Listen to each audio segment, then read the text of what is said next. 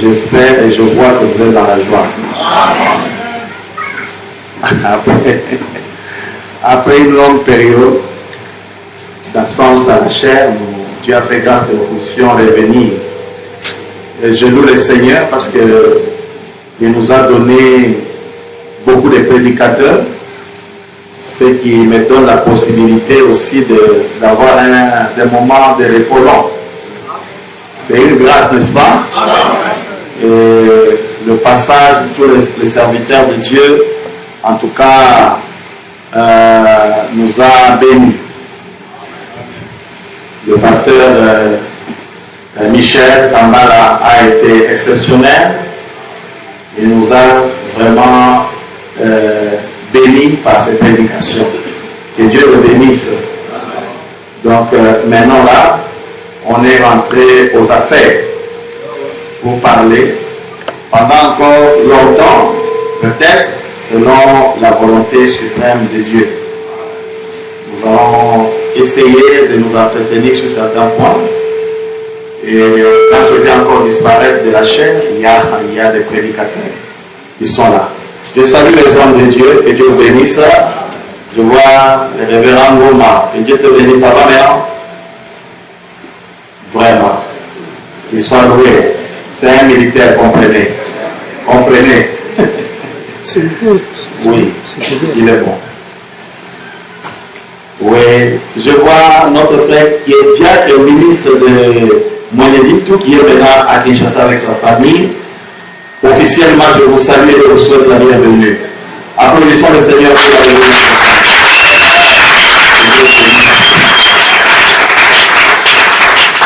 J'ai vu le frère Caleb quelque part. Oui, frère Caleb qui est venu aussi hier.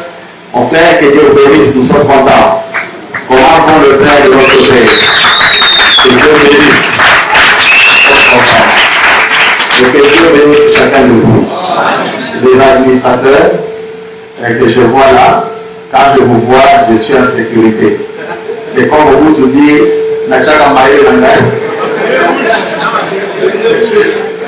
donc là, je suis calme. Applaudissons sur le Seigneur pour Dieu bénisse les diacres. Et le président de tel qui a été exceptionnel le dimanche passé. Les nouvelles vont vite. On a appris comment vous avez essayé de cogner et aujourd'hui il y a des résultats.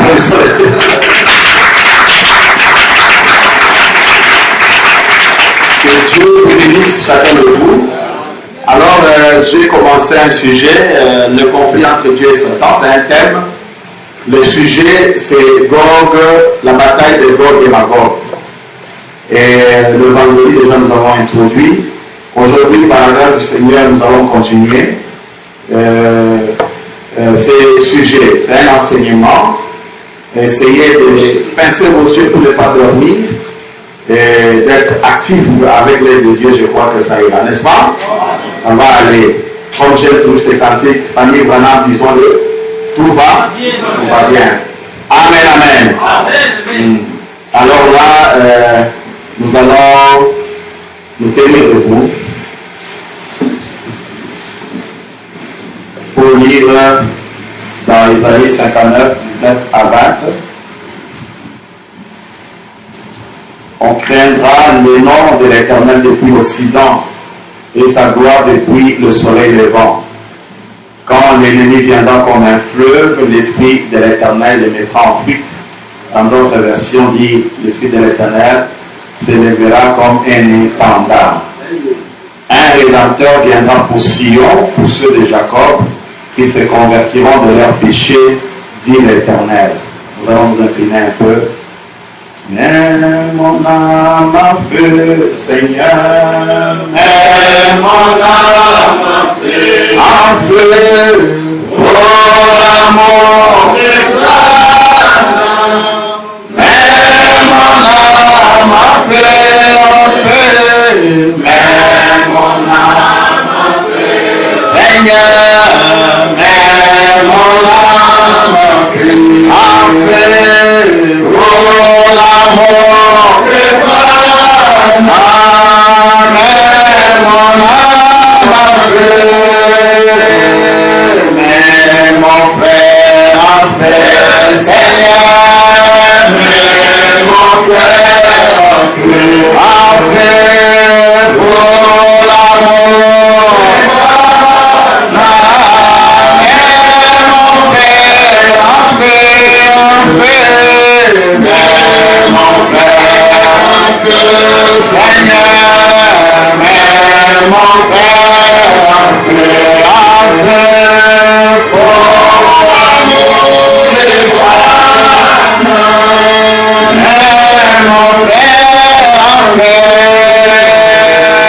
mais ma soeur en fait, Seigneur,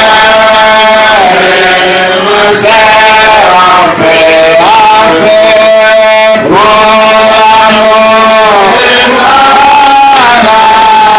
mais ma soeur en fait, mais ma soeur en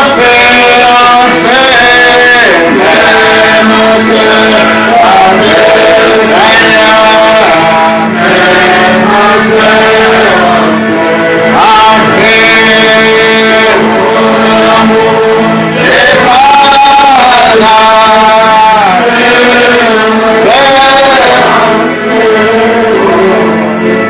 de l'Église en fait, Seigneur, l'Église en fait, pour l'amour de l'Église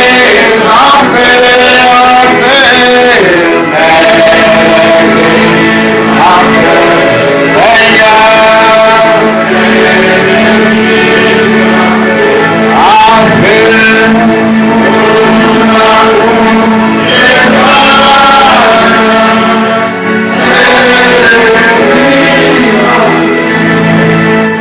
c'est cela notre prière, Seigneur, d'allumer la flamme de l'éternité, le feu éternel dans nos cœurs, alors que nous allons aborder ces richesses insondables et profondes de ta parole. Notre prière est que tu puisses nous soutenir et nous tenir avec ta main immuable pour que, Seigneur, nous puissions dépasser chaque vague, chaque difficulté que nous rencontrons dans cette vie de ces côtés mortels. Et pendant ce temps, nous nous mettons en toi, Seigneur, pour que ces paroles puissent réellement nous soutenir et nous aider. Nous savons que nous ne sommes que des passagers dans cette dimension de la vie. Et c'est pourquoi il y a des vagues, il y a des difficultés, il y a des problèmes. Mais nous avons confiance, tu nous tiens. Amen. Nous savons que si nous nous détenons, ce n'est pas une assurance, parce que notre main ou nos mains peuvent se fatiguer. Mais quand toi tu nous tiens, c'est l'assurance, tu ne te fatigueras jamais. Ainsi nous te disons merci. Mets-nous des côtés, Seigneur, afin que ce temps de communion nous soit bénéfique. Que ce soit toi et non un être humain, car nous ne connaissons rien, Seigneur. Nous ne sommes absolument rien, mais tu es tout pour nous. C'est en ton nom béni. William Madame que nous allons prier. Amen. Dieu vous bénisse pour se mettre. C'est vrai, je salue le révérend Aloïs. Dieu vous bénisse. Nous allons parler de la bataille d'Armageddon comme sujet dans le thème le conflit entre Dieu et Satan. Donc, comme vous le constatez, comme vous allez le constater, notre base, nous voulons parler de cette bataille de Gog, Plutôt et Magog. On a déjà parlé de la bataille d'Armageddon. Nous allons dresser, n'est-ce pas, la différence entre ces deux batailles. Quelle est la différence entre ces deux batailles, la bataille d'Armageddon et la bataille de Gog et Magog? Et pour cela, nous avons voulu aller dans la genèse du conflit. Le conflit n'a pas commencé sur la terre, et chaque fois, depuis les âges, il y a toujours ces conflits. Le conflit entre Dieu et Satan. Ce sujet aura plus ou moins 12 points.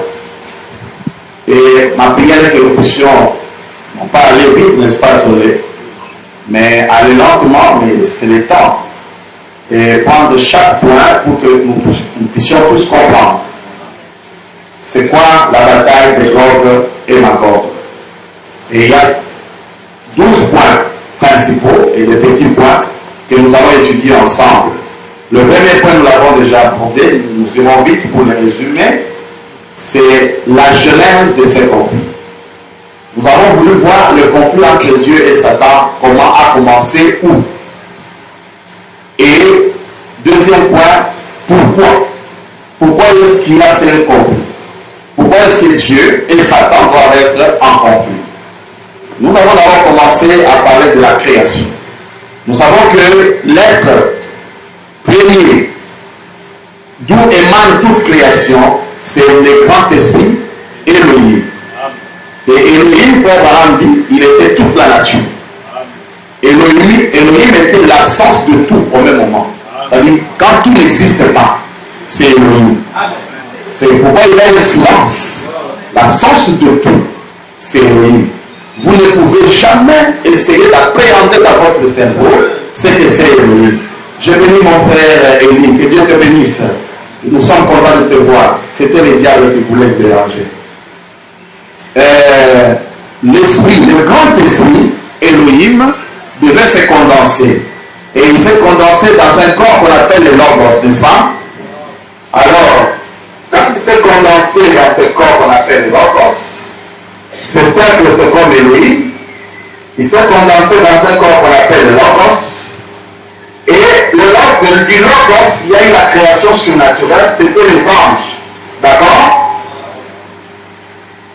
Il a créé, manifesté les anges. Parmi les anges, il y a des séraphins, il y a des chérubins, et les anges ont des noms, vous le savez, frère Branham a donné certains noms de certains anges.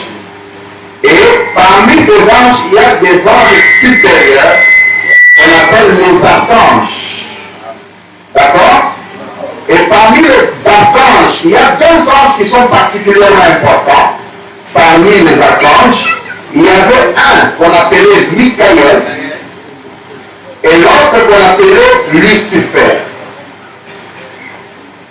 Et Lucifer était le plus beau. Il était attrayant, il brillait. Il était la main droite d'Elohim, de Dieu. Il était à la droite de Dieu. Est-ce que vous comprenez? Mais écoutez la différence. Lui, le Dieu là, était dans Michael. Lucifer était à la droite de Dieu, mais Dieu était dans Michael. Donc Lucifer était à la droite de Michael. Il était son bras droit. Vous devez comprendre ces deux êtres pour ne pas entrer dans la confusion lorsque nous allons avancer. Pour ne pas donner l'identité de quelqu'un d'autre à Lucifer. Lucifer était avec Michael. Tous deux étaient des anges, des archanges. Mais Michael avait la plénitude du logos. C'est pourquoi le numéro des Écritures frère Abraham dit Michael était Christ. Amen. Amen. Amen. Maintenant, cela a suscité la jalousie, comme nous allons le voir, de Lucifer, qui se disait comment un ange comme nous tous peut être supérieur à nous. Pourquoi lui est élevé? Et c'est ça la cause principale de la bataille. Vous êtes avec moi? Il dit comment lui qui est ange comme nous, c'est comme aujourd'hui, comment lui qui est prédicateur comme nous, comment lui qui est homme comme nous, pourquoi lui deviendrait-il Dieu? Alors que moi aussi quand je suis né, il y a eu le moineau qui est venu.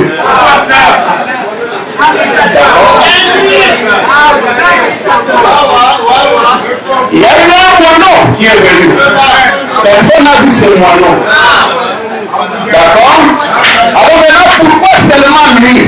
Abraham dit, ce n'est pas mon choix, mais c'est son choix. Dieu dans sa souveraineté choisit. Amen. C'est comme ça qu'il a choisi là au départ. Il a choisi Michael. Et le conflit a commencé au ciel. Nous avons vu ça le vendredi. C'était une grande bataille. Et Lucifer, il a du tact. Il a une technique, il a une stratégie de guerre.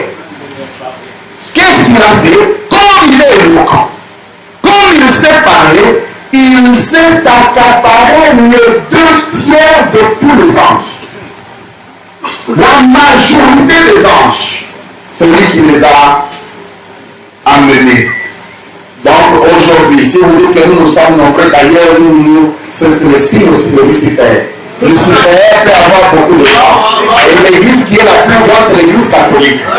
Amen, amen, amen. Et la Bible dit toujours, réjouissez-vous, grand troupeau. Non, la Bible dit, réjouissez-vous, petit troupeau. Et la Bible dit, grand et spacieux, le chemin qui mène au ciel. Non, grand et spacieux, le chemin qui mène à la perdition. Et beaucoup le trouvent, mais resserré est le chemin. Amen, qui mène au ciel. Amen, c'est un chemin qui s'amenuise.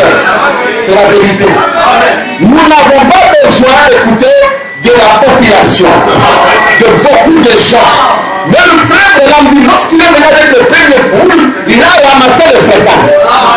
Les fêtins sont les nacades. Quand il voit le miracle, quand il voit l'homme accoucher dans ses couilles, il vient lui montrer. Mais écoutez, le premier poule qui a tiré le fêtin n'a pas tiré un oiseau qui pèsait. C'est le saumon. Je veux dire le poisson arc-en-ciel. Il était en dessous. Il voit le premier poule, il reste. Il ne bouge pas, mais il n'a pas la main. Le deuxième poule a donc tiré des frétins. Les discernements, je suis à la télévision, je vois Marie à ma tête qui a des mots de tête. Mais il y a combien de Marie à ma tête? Il y a combien de Marie à ma tête? Et combien peuvent avoir le mot de tête en ce moment-là? Ils sont plusieurs. Ils sont plusieurs. Et en tout cas, prophète, on va l'appeler un prophète. Ça attire le frétin. Mais le troisième point, qui est appelé l'ouverture de la parole. Répétez la parole mot à mot. De la Genèse à l'Apocalypse. Et cela attire le sommet. Et maintenant, le grand poisson aime la parole. On n'a pas besoin de miracle. Aujourd'hui, le miracle chez maman, il y en a. Dernièrement, je suivais Amen TV. Je respecte cet homme de Dieu. Ils ont vu un arc-en-ciel sortir, on dit que c'est son arc-en-ciel. Tout le monde. Et la prière est tout. Mais l'arc-en-ciel était sorti pour tout le monde. Des choses qui attirent le frétin. Un fils de Dieu est attiré par l'ouverture de la parole. Et parmi ceux qui sauvent, c'est la parole. Et il dit, si vous regardez au miracle, vous serez à coup sûr. Écoutez, il dit à coup sûr, c'est grave. Pesez le mot. À coup sûr séduit. Il dit à coup sûr. Mais regardez le miracle. Pourquoi ces églises sont pleines? C'est parce qu'il y a des témoignages de miracles. J'étais à la Plombo, j'étais à Boudjara, Batonami, tout ceci, lève-toi, marche. Frère Abraham appelle ces choses de miracles temporaires. Il dit le vrai miracle, c'est le salut de l'âme. Il dit Lazare était ressuscité, mais il est encore mort. Même si tu ressuscites dans les gens, c'est là qu'ils mourront encore. Mais qu'est-ce qu'il faut? C'est la parole dans l'âme qui te donne une vie éternelle. Amen. Alors cette bataille n'a pas commencé avec les hommes. Cette bataille a commencé là. Et nous avons vu le cause. Nous avons cité déjà une cause, la jalousie. La jalousie, il y en a là. Nous avons d'ailleurs un peu élu. Il y a eu d'abord l'orgueil. Lucifer était très orgueilleux au ciel. Il pensait être le plus grand. Alors que la parole dit que le plus grand soit petit. Amen. Amen. Et regardez votre frère comme vous dépassant. La nature de l'orgueil, c'est bon pour les universités. L'orgueil, c'est bon pour les politiciens. Mais pour le Fils de Dieu, c'est l'humilité. Lucifer était orgueilleux. Certainement qu'il avait des démarches d'orgueil. Vous connaissez les démarches d'orgueil? Mais tu marches comme ça, tu n'es qu'une argile. Dans peu de temps, on va t'enterrer. Tu n'es rien. Jeunes gens, attention avec l'orgueil. Mais tu es qui? Tu es qui? Une petite maladie peut t'emporter. Tu n'es qu'un tas d'argile. Si tu es du Bangoulou, un tas d'argile de Bangoulou. Si tu es du Maniema, c'est un tas d'argile de Maniema. Et il dit que ton corps ne vaut même pas un dollar.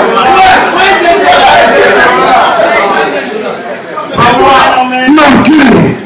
Et cela vient de Lucifer. Le fils de Dieu ne doit pas être orgueilleux. Un fils de Dieu doit être humble. Mais lorsqu'on est humble, on pense qu'on est ce qu'on dit Yuma. Soyons Yuma pour le Seigneur. Amen. Ne cherchez pas l'orgueil. Mais dans la politique, si tu es humble, on va t'écraser, n'est-ce pas? Il faut être orgueilleux. Quand l'autre décline, je crois, ses diplômes, moi j'ai étudié à Sorbonne, j'ai étudié, je fais des études. Mais là, si toi tu viens là dans la politique, non, moi je ne veux pas dire ça, moi je suis rien, mais on va t'écraser. Voilà pourquoi frère, voilà, la politique n'est pas bonne pour les enfants. Parce que les règles de la politique sont différentes.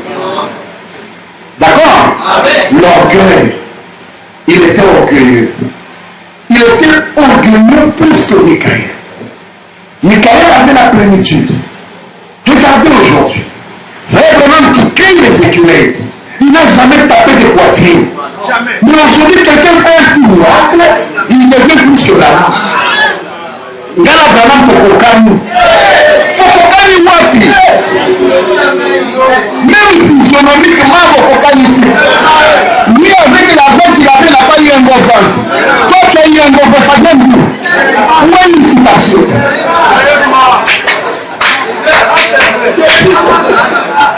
S'il faut être charnel, montre-nous la citation pour la mourir. William Branham était petit. Tokokani n'était pas que beau.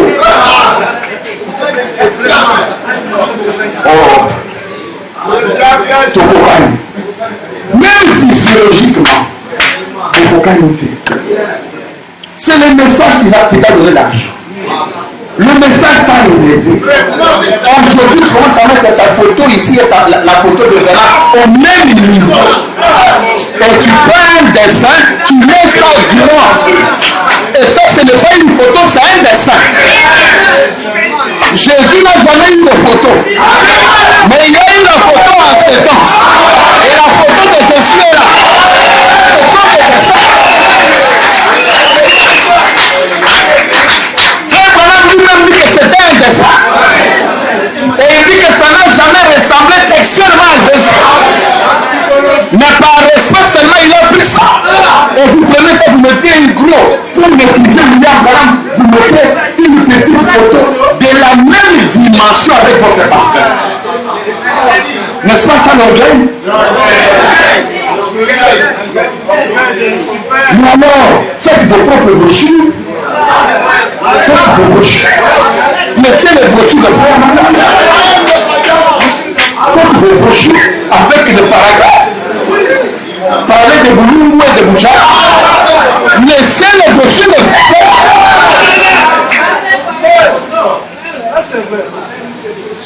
Oh, c'est pas possible. Quelqu'un qui est monté dans la nuée de gloire. Toi, tu te compares à lui. Toi, tu es monté où? Dans la nuée, il fait fi à la pesanteur. Il monte, ce sont des tonnerres. Et je vous dis, le tonnerre là, un être humain ne peut pas résister à cette différence. Voilà pourquoi frère Branham dit, j'ai pensé que c'était ma mort. Il ne peut pas. Et toi, tu dis que tu es pareil. C'est l'orgueil. Vous voyez ça commencer. L'orgueil. Nous devons nous sentir petits. Et c'est là frère Branham dit, aujourd'hui même un pasteur, Dieu le lève un peu, il devient un GC. Même parmi nous dans le message, nous le disons avec peine, l'orgueil. Et voilà pourquoi on ne s'écoute pas. On se sent toujours grand que les autres. Ça a commencé là. Deuxième chose, nous avons vu que c'était la beauté. Lucifer aime la beauté. Mais quelle beauté? La beauté pervertie. On nous a dit, Frère Branham a dit, Michael avait un royaume. Et le royaume de Michael était constitué des anges. Tous les anges célestes étaient dans son royaume. Et Michael était même Dieu. Parce que Michael était Christ. Amen. Maintenant, Lucifer, lorsqu'il a, n'est-ce pas, divisé ses royaumes, ils sont maîtres en division. Hein? Lucifer, c'est le premier maître de la division. Quand il a divisé ses royaumes, il a pris combien? 2 tiers. Et il a voulu que son royaume soit plus beau que celui de Michael. Je vais vous dire une chose. On dit que Lucifer mettait le sceau à la perfection. Quand Dieu créait une chose, Lucifer faisait quoi? Il donnait son avis. Il donnait son aval. Tellement qu'il était à la main droite. Quand Dieu crée une chose, il dit, comment tu trouves? Ah, je trouve que c'est bon, mais s'il dit mais Dieu dit voilà, Dieu arrange. Comment tu trouves? Ah, c'est bon. Alors Dieu publie. Il mettait le sceau à la perfection. Mais à un certain moment, au lieu de mettre le sceau à la perfection, il commence à pervertir. Ce que Dieu a déjà créé, lui ne crée jamais. Il prend la même création de Dieu. Il la donne une autre forme. Il modifie. C'est là où nous avons parlé de jeunes sœurs. Et j'ai dit, je ne vais pas vous épargner. Dieu vous donne des signes. C'est comme ça que vous êtes nés. Dieu fait que vous naissez avec. Mais Lucifer dans vos cœurs. Il va vous dire que ça, ce n'est pas bon. Il faut couper et mettre les crayons. Dieu vous a donné les cheveux naturels. Vous allez corriger Dieu. Quel kilo? Quel kilo? Vous corrigez Dieu. Vous faites le travail de Lucifer. Dieu vous donne les cheveux naturels. Vous dites comme ça, je ne suis pas belle. Je dois ajouter des cheveux jusqu'au dos et mettre des positions macrocéphales comme vous voulez. Vous pensez que ça fait plaisir à Dieu? Non, jamais. Frère, moi, Dieu aime ce qui est naturel. On doit vous dire la vérité pour que cela vous délivre.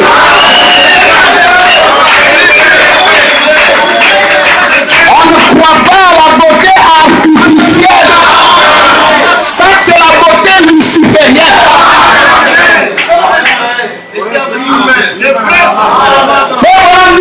Faut beaucoup d'argent avec ça. Avec, écoutez, les mèches et tout ça. Tu as besoin. Pourquoi? Donc Dieu, à Sadio Mabé, parlons-en, nous avons à Sadio Mabé. Tu dois corriger. Tu ne vois pas la main de Lucifer dans ça? Que Dieu puisse t'aider. C'est ça le travail de Lucifer. Voilà pourquoi Frère Branham dit, restez naturel. Vous voulez corriger Dieu, c'est grave. Dieu t'a donné une couleur noire. Toi tu trouves que Dieu a fait une erreur. Tu veux devenir blanc. Nous avons vu quelqu'un qui a fait ça, c'est Michael. Il a changé son nez. Il a corrigé Dieu. Il a eu un nœud, finalement son nez est devenu touffu. C'était maintenant abîmé. Il est devenu comme une statue à la fin, il n'a pas devenu. Parce qu'il changeait chaque jour son visage. On sait oreille, non, il est gros, il va. Allez. Chirurgie plastique, esthétique, on coupe, on met une petite oreille. Ça, c'est l'œuvre de Lucifer. Monsieur, vous êtes bête tel que vous êtes. Il y a rien qui dépasse la beauté naturelle. Et parlez-nous de ces toiles-là sur vos têtes. Soyez naturels. Le signe doit être public. Nous ne sommes pas de ce monde. Nous sommes des bananes. Nous sommes un peuple différent. Nous devons prêcher par notre nature. Ça, c'est Lucifer, la beauté. La beauté. On va y revenir. On va y revenir. À l'époque, oh, nous aimions les sœurs. Vous pouvez les reconnaître facilement. Aujourd'hui, on ne sait pas les reconnaître. On va... C'est un message. C'est un message. Et il y avait un message. Il y avait un message. Attends, approcher. Il reste seulement le maquillage. Ça va revenir, c'est Lucifer. Quand nous allons parler de Gog et Magog, vous allez comprendre. Le maquillage commence à rentrer. Ça commence à rentrer. Les bijoux n'en parlons plus. Hein? Voilà les bijoux là, tout ça. C'est quoi ça? Vous allez voir, c'est Lucifer qui marchait sur l'or et les diamants. Il aime la beauté. Ce n'est pas pour rien que Frère Branham était contre ces choses. Lucifer, c'est le roi de la beauté. Il aime ce qui brille. Est-ce que vous êtes derrière Lucifer ou derrière Michael? Michael n'est pas dans ce qui brille. Michael, lui. Michael dans la parole. Et la beauté de la parole dépasse toute beauté. Aimer être semblable à la parole. Aimer respecter la parole. Parce que quand vous allez traverser le Jourdain, William Branham va vous rencontrer. Il vous posera des questions. Ces cheveux-là que vous ajoutez, ça vous a amené où? Ça vous a donné quoi? D'accord. Il y a l'orgueil, il y a la beauté, il y a la trahison. Lucifer a fini par trahir Michael. Il commença à aller de maison en maison, entre guillemets, les maisons des anges, pour commencer à donner, distiller son venin. Il arrive là. Vous pensez que Michael a fait des choses? Michael, c'est quoi? Michael, voilà ce que Michael a fait. Voilà ce que Michael a fait. Voilà ce que Michael a fait. Moi, Lucifer, là, je me dépasse. Et il a trahi Michael et il a fait un royaume intellectuel basé sur les raisonnements plus grands que celui de Michael. Et nous avons parlé de la haine et de la jalousie. Parlons d'abord de la jalousie. Il était jaloux de Michael. Pourquoi? Parce que tout simplement, Michael avait la plénitude. Michael était Dieu sous cette forme. Lui n'a pas aimé ça. Regardez Caïn. Caïn était jaloux de son frère qui? Abel. Pourquoi? Parce qu'Abel avait la réponse de Dieu. Et lui n'avait pas été exaucé par Dieu. La jalousie est du diable. C'est pourquoi je dis, mes frères, si dans ton cœur, tu sens encore les sentiments de jalousie, surtout le temps, dans la vie naturelle, tu es jaloux de ton ami, tout simplement parce que ton ami s'habille bien. Tu dois savoir que c'est Lucifer qui est derrière toi. La jalousie n'a jamais été dans le cœur de Dieu. La jalousie d'un autre. Tu es jaloux de ton frère parce qu'il a construit une belle maison. Tu es jaloux de ton frère parce qu'il est intelligent. Et quand tu n'es pas converti, un homme inconverti a toujours la jalousie. Et c'est par là que la sorcellerie entre. Dieu me dit quelqu'un aussi pas quelque chose ici gonfle. Toi-même. Il a acheté une voiture à chinoise, voiture. Il a eu le savoir.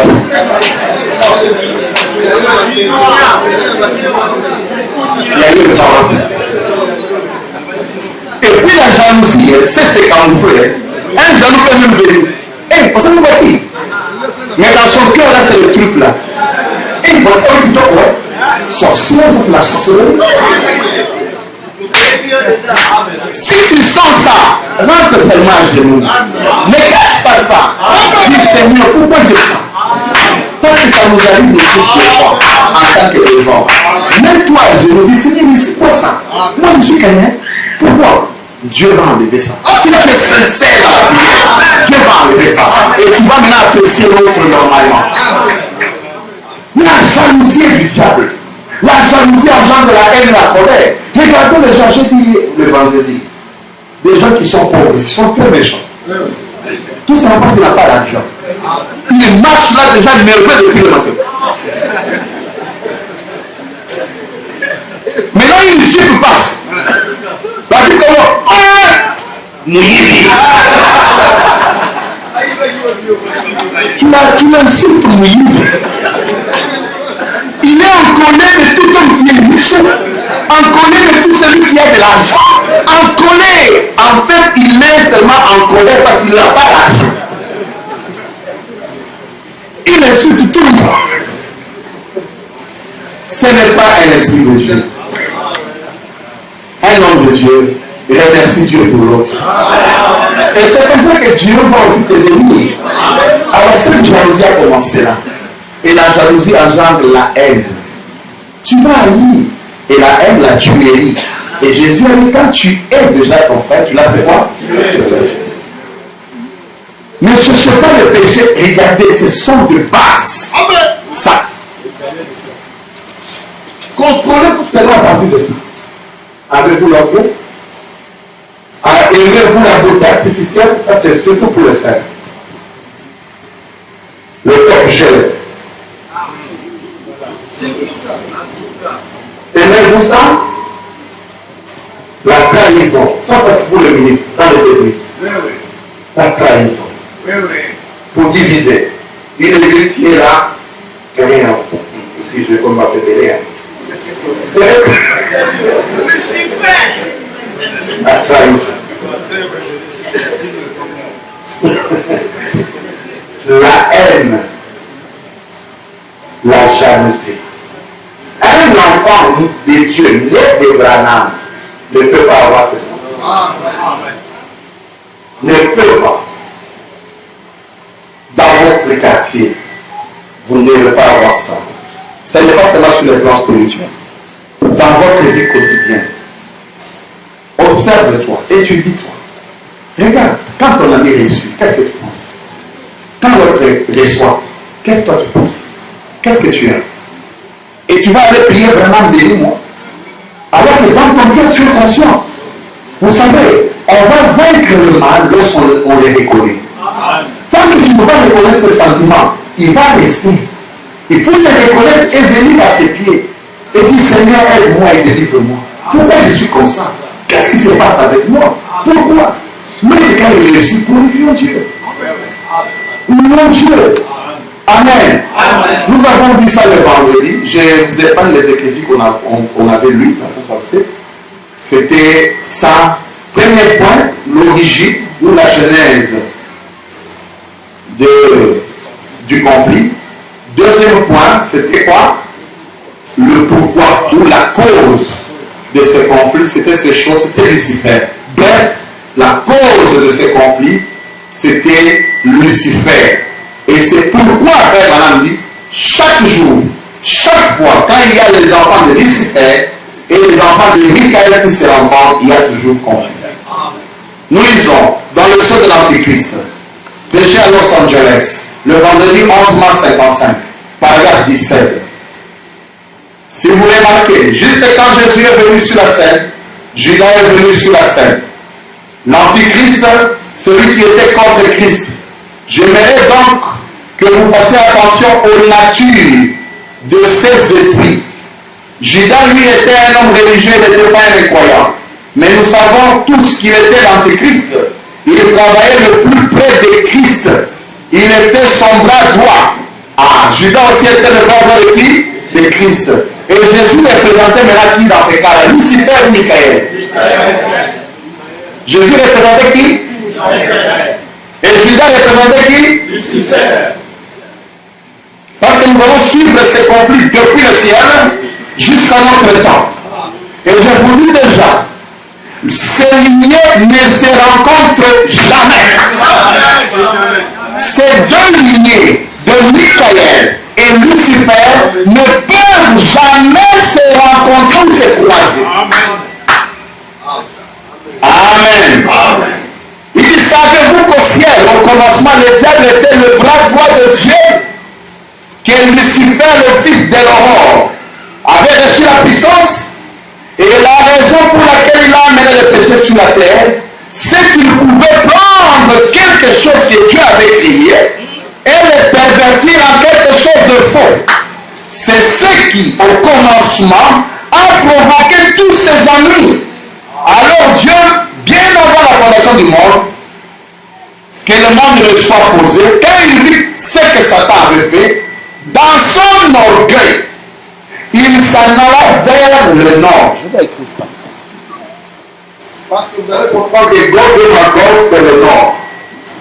Il s'en alla vers le nord.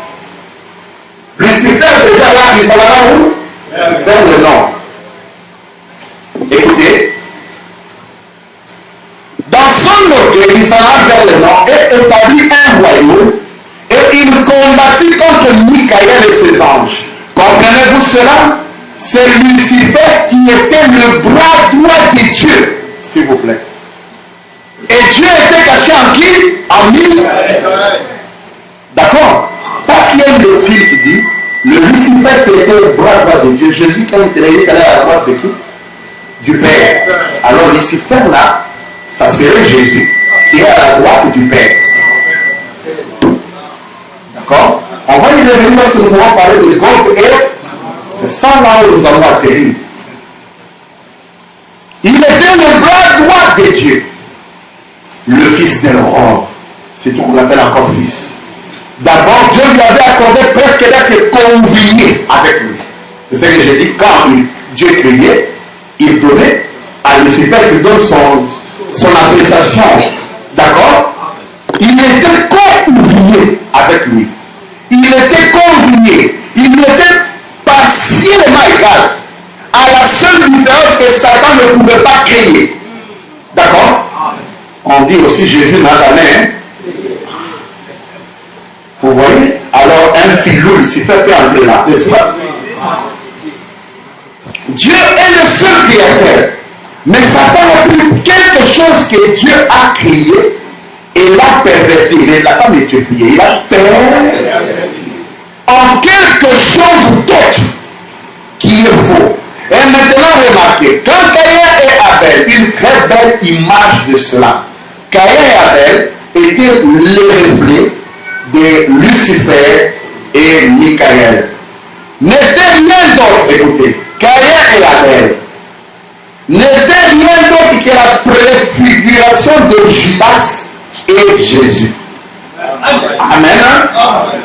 Ah. On parle de bon, Judas, tout comme Caïn, tua Abel à l'autel. Judas tua Jésus à l'autel. Et quand Caïn, Abel entra sur la scène, Caïn entra sur la scène. Abel entra sur la scène quand Jésus entra sur. Abel entra sur la scène. Quand Jésus entra sur la scène, Judas entra aussi sur la scène. Quand Jésus mourut, Judas aussi mourut. Et quand l'esprit de Christ, comprenez bien cela maintenant, quand l'esprit de Christ revint, l'esprit de l'Antichrist revint. L'esprit de Judas revint. Judas était l'homme de Satan, Christ était l'homme de Dieu. Il n'y a pas de confusion là. Il n'y a pas de confusion. Jamais Judas ne deviendra Jésus ou Jésus devenir Judas. En aucun cas. En aucun cas. Jamais Lucifer deviendra Michael et Michael deviendra Lucifer. Comment ça va se faire? D'accord?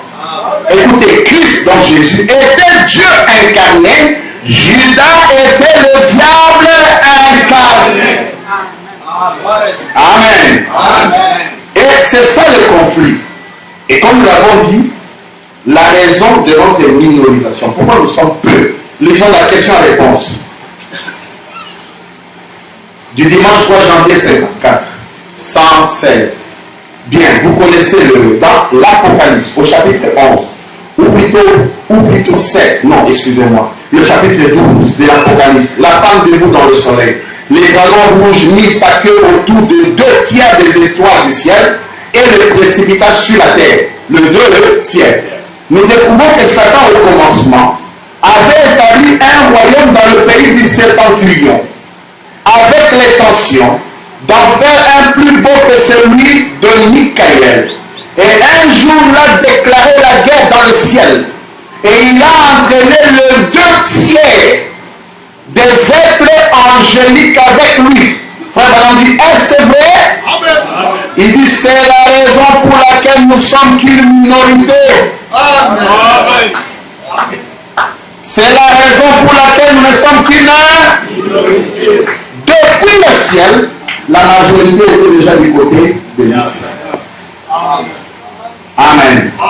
Je vais dire le petit groupe de gens ce matin. Dans le domaine chrétien, les gens nés du Saint-Esprit, parce qu'ils sont en minorité. Frère Branham dit, c'est vrai. Amen. Conséquence du conflit maintenant. Troisième point. On vite. Premier point, genèse de ce conflit. Deuxième point, le cause de ce conflit. Troisième point, conséquence du conflit. Qu'est-ce que ce conflit a engendré? D'accord? Au ciel, nous voyons déjà ce conflit. Lucifer est très fort, n'est-ce pas? Il a pris 2/3, mais néanmoins il a été chassé. Et quand il est chassé, il est descendu où? Sur la terre ou précisément en Éden. Frère Branham dit, il est allé directement en Éden. Donc la première conséquence c'était la descente de Lucifer sur eux. Excellent frère Branham dit, le péché n'a pas commencé sur la terre.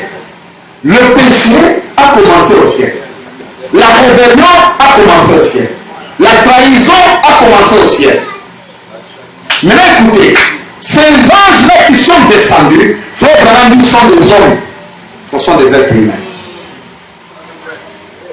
Le 1/3 là aussi sont des hommes qui croient la parole.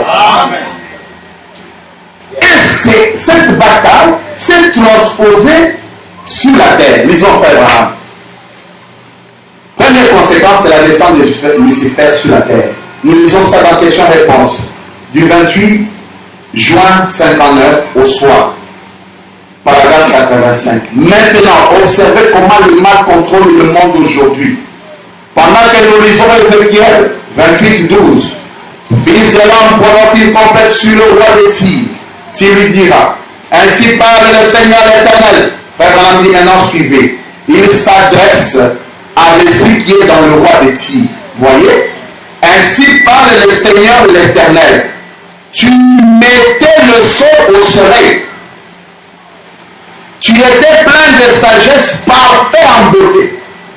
Frère Branham, entre parenthèses, dit Satan. Comprenez-vous par cela que Satan était le plus beau des archanges? Mais écoutez, frère Branham, de ça. Tu étais en Éden. Or, vous savez bien que le roi de Tyr, à cette époque-là, ne pouvait pas avoir été en Éden. Car il s'était déjà écoulé 4000 ans. Voyez? Tu étais en Éden. À qui s'adressait-il? Il s'adressait à Satan qui était dans ce roi.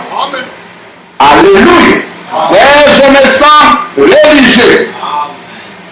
Amen. Tu étais en Éden, virgule, le jardin de Dieu. Écoutez, tu étais couvert même de pierres précieuses. L'or, les diamants, les bijoux. D'accord? De sardoine, de topaz, de diamants, de chrysolite, d'onyx, de jaspe, de saphir, d'émeraude, de scaboucle, d'or. Tes tambourins, il aimait la musique aussi.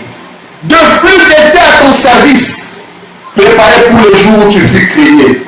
Voilà Lucifer. Autrefois, il a habité en Éden. Maintenant, nous allons revenir sur ce point dans une minute. Lucifer en Éden. Parce que nous avons une question sur la sémence du serpent ici quelque part. Ce qui est très délicat, je me disais. J'espère que ceci ira jusqu'à la fin. Et le diable était au ciel et il en a été chassé.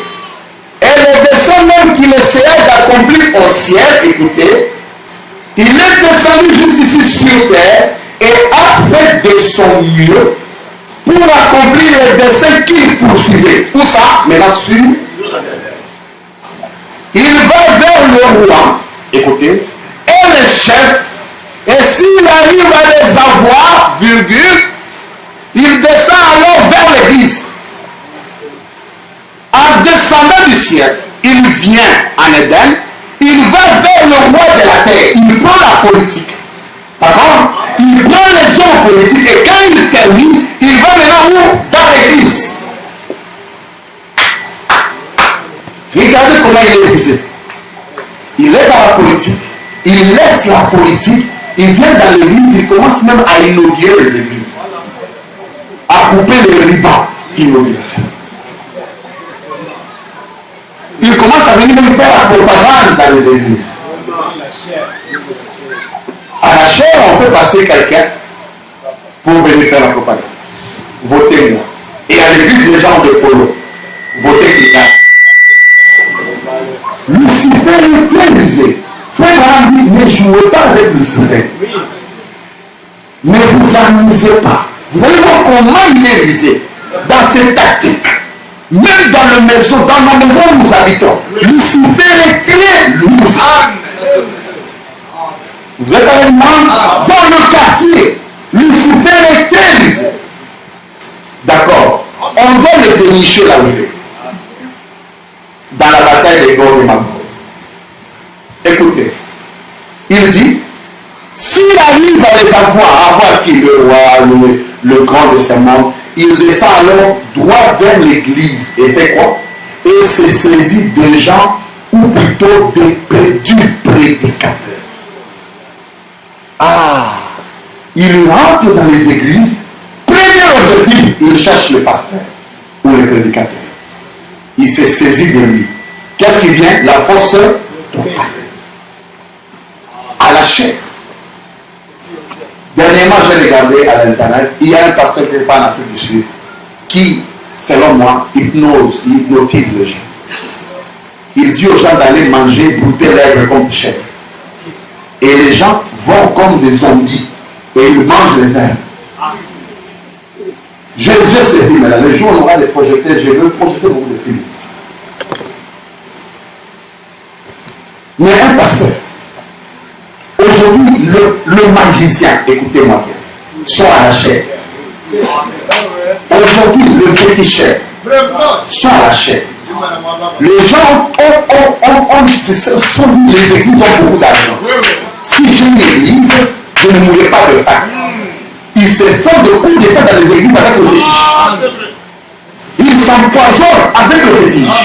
L'orgueil est à la chair, la beauté est à la chair, la trahison à la chair, la jalousie à la chair et la haine. Pourquoi ne pas aller carrément dans la politique? Dans la maison du Dieu vivant, Lucifer s'est introduit. Et je vous dis, il y a la mort, il y a le fétiche. Je vous dis, le fétiche. Un prédicateur qui est en l'âme. Et il vient. Que Dieu vous bénisse. Que Dieu vous bénisse. Et quand il fait ça, vous tombez. Ils ont des trucs d'Inde. La magie indienne. Et tout ça. Où sont partis tous les magiciens qu'on voyait dans la vie? Ce sont des prophètes actuels. Des pasteurs et prophètes. Voilà pourquoi faire Branham dit, si vous regardez au miracle, vous serez à coup sur celui. Il entre dans l'église, il se saisit du prédicateur. Puis du prédicateur, il entre, quand il se saisit du prédicateur, écoutez, c'est comme ça qu'il agit, il entre droit dans la congrégation et s'introduit dans la congrégation sous la même influence, le même démon faisant les mêmes choses. Amen. Conséquence de cette guerre au ciel, c'est que la guerre du ciel est devenue la guerre sur la terre. Lisons ça. Ça, c'est une autre conséquence. D'abord, première conséquence, Satan est maintenant sur la terre. Il vient habiter réellement la terre. Deuxième conséquence, la bataille de Michael et de Lucifer se transpose sur la terre parmi les humains. Et nous allons le lire dans la plus grande bataille jamais livrée. À partir du paragraphe 62, il dit ça là-bas.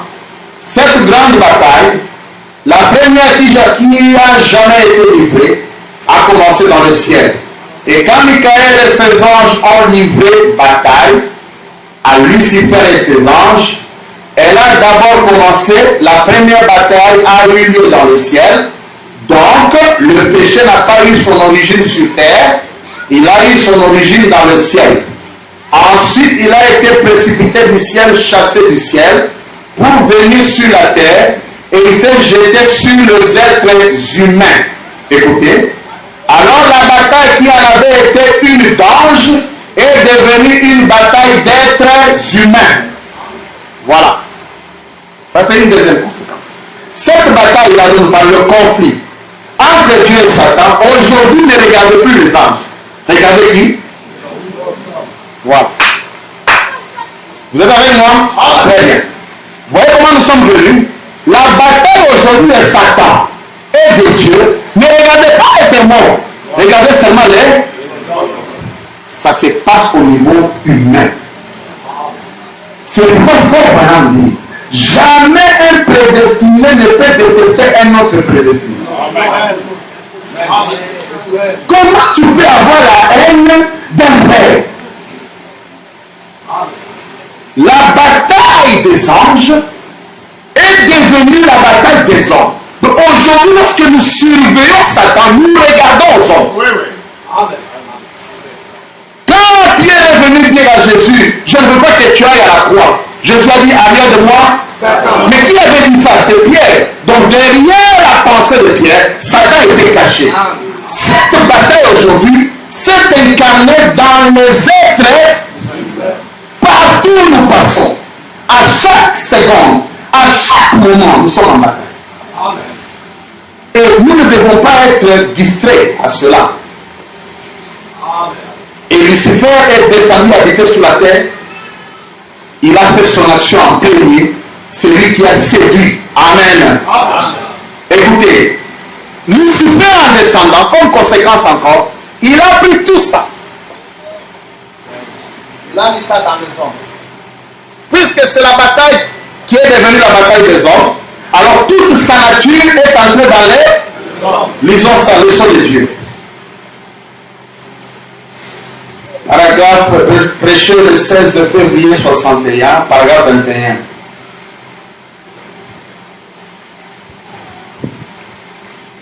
Écoutez. Eh bien, nous voyons qu'il était le premier meurtrier. Et il était le premier à être jaloux, Caïn. Et Lucifer était devenu jaloux de Michael. Il a carrément amené cela jusque sur la terre, écoutez, et a transmis cela dans l'homme. Il a transmis cela en qui? Voilà la bataille qui continue, qui fait son bon chemin. Et Satan et Caïn, en revêtant ce mal, fut le premier à recevoir la marque. C'est Dieu qui l'a marqué. Personne ne devait le tuer. On l'a laissé tranquille. Mais rappelez-vous, dès que Dieu l'a marqué, il est sorti de la présence de Dieu. Retenez donc cela. Alors, comme le conflit est devenu parmi les hommes, comme conséquence, la guerre est où? Parmi les hommes. Toute guerre naturelle a son origine spirituelle. Avant que les armes ne soient créées, la guerre aussi, on a utilisé les armes. La guerre naturelle même des pays est une conséquence de la guerre spirituelle. Toute bataille charnelle a pour origine une bataille spirituelle. Retenez cela. C'est pourquoi Frère Branham dit dans Dieu, change-t-il sa pensée au sujet de sa parole. Paragraphe 76. Et maintenant, nous voyons que chaque fois que ces esprits naturels et spirituels des églises et des organisations se rencontrent, il y a toujours un conflit. Chaque fois, je répète, chaque fois que ces esprits naturels et spirituels des églises et des organisations se rencontrent, il y a toujours un conflit. Cela n'a jamais manqué d'être ainsi. Il y a toujours un conflit. En effet, on trouve qu'il y a de la jalousie. Et que cette jalousie suscite des comparaisons et des imitations charnelles. Et nous voyons qu'il en est aujourd'hui comme il en était alors. Lorsque Dieu fait quelque chose pour une personne, tout le monde essaye de copier ce que Dieu a fait pour cette personne-là. Vous voyez, cela donne lieu à une compétition et cela devient charnel. Et alors, s'il n'arrive pas, l'autre camp, à obtenir des résultats spirituels à ce moment-là, ils obtiennent cela par la puissance politique ou prennent un substitut pour semer la confusion dans les esprits des gens afin d'attirer les disciples derrière eux. Amen. Donc, les conflits. Oh, pourquoi troisième élection de au monde? Ces conflits est au niveau humain. N'oubliez jamais que le conflit est toujours quoi? Et lorsque nous allons descendre à Gog et Magog, vous allez comprendre de quel conflit il s'agit. Quand on se rencontre, il y a toujours quoi? Conflit. On ne dit pas le conflit. Non. Quand on se rencontre, il y a toujours conflit entre Dieu et l'Éternel. Question-réponse. Toujours du 28 juin 59. Comme conséquence encore, Satan s'est incarné. Il quitte le ciel, il habite la terre, il transmet sa jalousie. Non seulement ça, il s'incarne. Et il s'incarne dans une bête. Retenez ça. Le diable s'incarne toujours dans une bête. Un fils de Dieu ne peut jamais être possédé par les démons au niveau de son âme.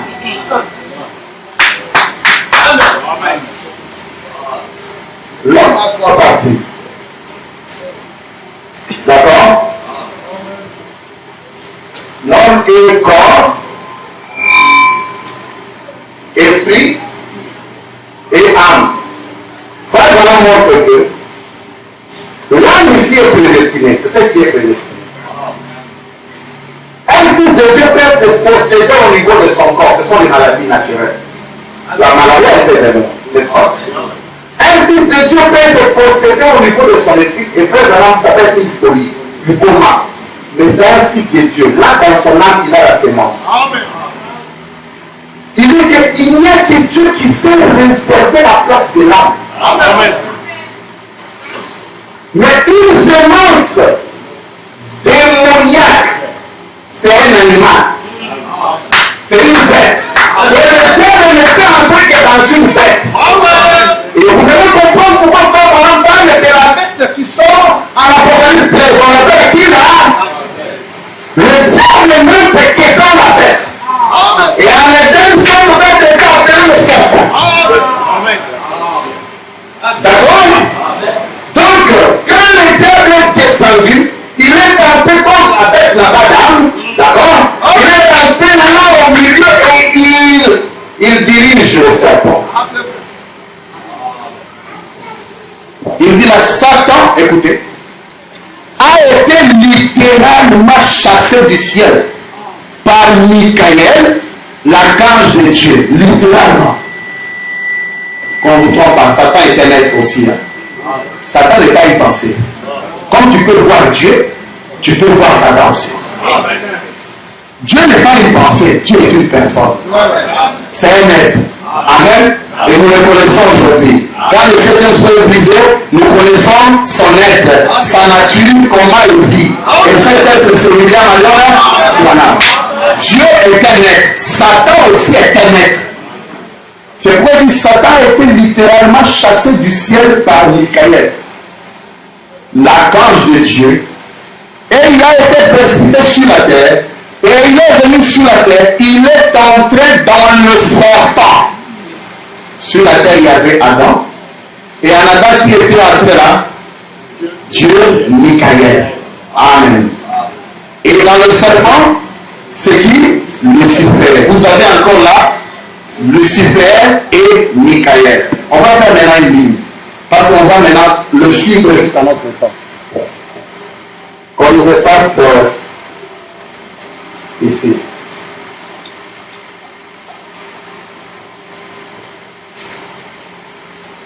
Voilà. D'accord. il y a d'un côté, nous mettons Michael.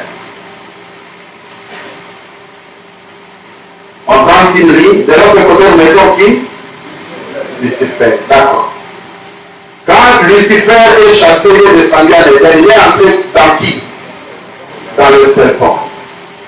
Mais Dieu s'était reposé à qui? Au 7e jour, il s'est reposé dans l'homme. Amen. Du serpent est sorti qui? Caïn. Caïn n'était pas le fils d'Adam. D'accord? D'Adam est sorti qui? De Caïn, si nous descendons, vous irez jusqu'à Nimrod. Et tous ces milliers. Ici, directement, vous descendez à qui? À Seth. Et Frère Branham dit, Seth, c'est la résurrection d'Abel. Seth, c'est le nom nouveau d'Abel. Et il dit, c'est à Seth que l'adoration commence. C'est ici l'adoration. Amen. Abel, le Frère Branham dit, représentait Jésus. Et Seth représentait la résurrection de Jésus. Seth réunit la Pâque de Noël. Il est à la fois la naissance et la résurrection de Jésus. Dans un seul être. Donc, vous voyez que cette lignée ici ne peut jamais être confondue avec cette lignée. Et nous allons suivre cette lignée. Maintenant, comment est-ce que vous allez prendre un élément de cette lignée, le mettre dans cette lignée? Par quelle magie? Par quelle formule on trouvera un jour avec il devient le diable? Quel jour Adam deviendra le serpent? Et Jésus, on lui donne le titre du second Adam. Et comment si le premier Adam n'est jamais devenu le serpent? Comment le deuxième Adam deviendra un serpent? On parlera du mystère du serpent terrain. On ne doit pas confondre le serpent de l'Éden et le serpent terrain. Parce que vous verrez que c'est à ce niveau qu'il y a la bataille de Gog et Magog. Nos épées doivent sortir pour casser toute force de Christ. La bataille de Gog et Magog est décharnée.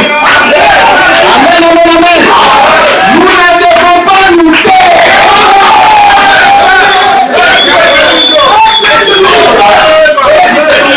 C'est ça la bataille de Gog et Magog. Nous allons y aller. Amen, amen, amen. Voilà. Nous suivons la suite. Et partout ici conflit. Avec le serpent conflit. Avec les Caïns conflit. C'est un numéro de conflit. Et on va descendre. On va descendre. Amen, amen, amen. Comment est-ce que ça fait? C'est pas possible. Vous savez, Moïse a élevé le serpent de l'air. Et Jésus aussi a élevé le type. Donc Jésus c'est le serpent. Le second Adam devient le serpent. Alors, le premier Adam aussi est devenu le serpent. D'accord. Nous sommes dans la sémence du serpent. Paragraphe 156. Maintenant, regardez bien ce serpent. Ce serpent du début, nous allons faire son portrait. Nous voulons le faire pour son portrait. Vous savez que le serpent là ne rampait pas. Il marchait. Autre chose, il parlait. Parce qu'il a dit, est-ce que Dieu a réellement dit, donc il parlait. Est-ce qu'un serpent, le serpent d'aujourd'hui parle? Alors vous comprenez qu'ici c'est un serpent différent. D'abord il marchait et il parlait et Frère Branham dit il était très beau. Très beau. D'accord? Écoutez, nous allons faire son portrait. Oh, nous bénissons le Seigneur. Nous avons eu le créateur de la jeunesse. Il connaît le serpent. Il connaît tout ce qu'il y a. Il dit nous allons faire son portrait. Tu es pas vraiment? Oui. Amen. Il était Michael. Écoutez, il dit, nous allons faire son portrait maintenant. C'est un grand gaillard. Jésus était un grand gaillard. Frère Madame dit, Jésus pesait environ 40 kilos. 40 kilos. Mais ce monsieur était un grand gaillard. Il est entre le chimpanzé et l'homme. Et le serpent, le diable venu Lucifer. Amen. C'est cela. Maintenant, dans l'évolution, c'est là où nous sommes, lisons le sceau de l'Antéchrist, paragraphe 17, on a dit ça. Réalisons ça. Si vous remarquez, quand Jésus est venu sur la scène, Judas est venu sur la scène. Les deux jumeaux. D'accord? Jésus, Judas. Et frère Branham dit encore, plus loin, dans le jardin de Dieu, il y avait l'arbre de la vie, l'arbre de la connaissance du bien et du mal. Et frère Branham dit, leur branche était entremêlée. Donc la branche de l'arbre de la vie allait là et touchait l'arbre. Donc c'était entremêlé. Judas est venu sur la scène, l'Antichrist, c'est lui qui était contre Christ. Je mérite donc que vous fassiez attention à tous de ces esprits. Judas lui était un homme religieux. Il n'était pas un croyant. Mais nous savons tous qu'il était antichrist. Il travaillait le plus près de Christ. Il était son bras droit. Il était trésorier. N'est-ce pas? Dans la trésorerie, on ne veut pas n'importe qui, n'est-ce pas? Parce que là, il y a mon sol. C'est pourquoi on commence à se diriger. Là, il y a le bon sol. Et c'est Jésus qui l'a placé comme trésorier. Est-ce que Jésus ne savait pas qu'il était antichrist? Donc il était son bras droit. Et frère Branham dit qu'il volait même la table de la caisse. C'est frère Branham qui dit là. Judas était un voleur de la table de la caisse. Il donnait de faux rapports. Si le franc était 500, il dit oui, c'est 200. Il dit, savez-vous qu'au ciel, au commencement, le diable était le bras droit de Dieu, que Lucifer, le fils de l'homme, avait reçu la puissance, et la raison pour laquelle il a amené le péché sur la terre, c'est qu'il pouvait prendre quelque chose que Dieu avait créé et le pervertir. Donc on voit cette lignée-là, c'est poursuivi comme nous l'avons fait là, Caïn, et on descend jusque, lisons, j'ai restauré. Paragraphe 31, péché le dimanche 26 juin 55. L'Église orthodoxe a continué ainsi depuis la Genèse, de Caïn, en passant par Moab, jusqu'aux pharisiens du Nouveau Testament. Voici apparaître Abel, passant par Moïse, voilà la lignée, par Jésus, hein, Abel, on ajoute des éléments, Moïse, par Jésus, continuant à vivre à travers les apôtres. Amen. On ajoute maintenant. Donc ici, dans notre lignée, on peut ajouter un précepte ici. Moïse. On ajoute qui? Moïse. On ajoute qui? Jésus. Et puis après les apôtres. Ça, c'est la lignée de Michael, mes frères. Et de l'autre côté, il y a une autre lignée. Amen. Quand Jésus est venu, il a dit, ces œuvres que j'ai fait, vous les ferez aussi, car je vais devoir mourir, mais je ressusciterai le troisième jour. Jésus n'avait-il pas dit, détruisez ce temple, et je les rebâtirai. Quel est le temple qu'on devait rebâtir dans 3 jours? Mais les gens disent que le corps n'était pas ressuscité, non? Alors il a reconstruit le temple dans 3 jours. Je serai avec vous, même en vous, jusqu'à la fin du monde. La Bible dit Jésus-Christ est le même hier, aujourd'hui, éternellement. C'était lui qui était dans Abel. C'était lui qui était dans Moïse. C'était lui qui était dans son fils Jésus. C'était lui qui était dans les apôtres. Et c'est lui qui est ici ce soir. Le même Jésus. Hier, aujourd'hui et éternellement.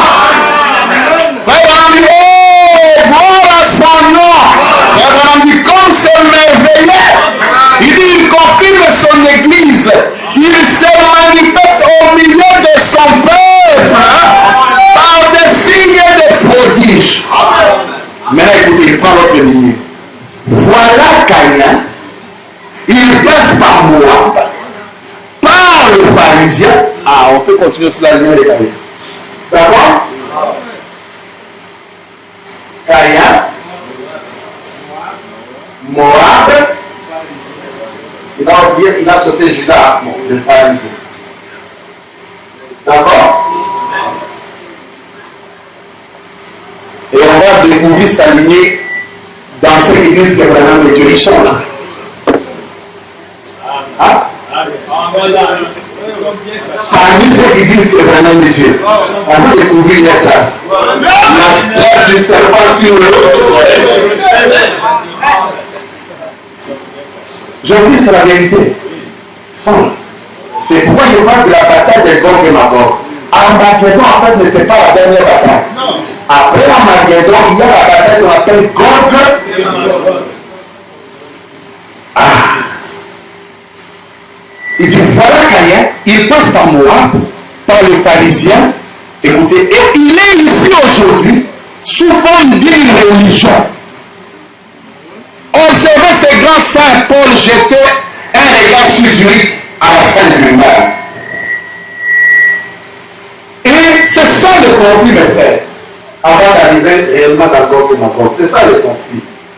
C'est deux lignées. Qui ne se croisent jamais. Et ces conflits, vous allez le voir parmi les hommes. Retenez ça. Ces conflits, on les voit parmi qui? Les hommes. Et il dit qu'en permanence, ces conflits doivent être là. Tant que nous sommes sur la terre, il y aura toujours le conflit entre Dieu et Satan. Très bien. Et c'est ça. Et ces deux natures ne peuvent jamais collaborer tranquillement. Nous sommes de Dieu sortir sa pensée au sujet de sa parole. Du 18 avril 65, 86, 87, 88. Je prends 88. Vous voyez, il y a eu conflit. Lorsque le charnel et le spirituel se rencontrent, écoutez, il y a toujours conflit.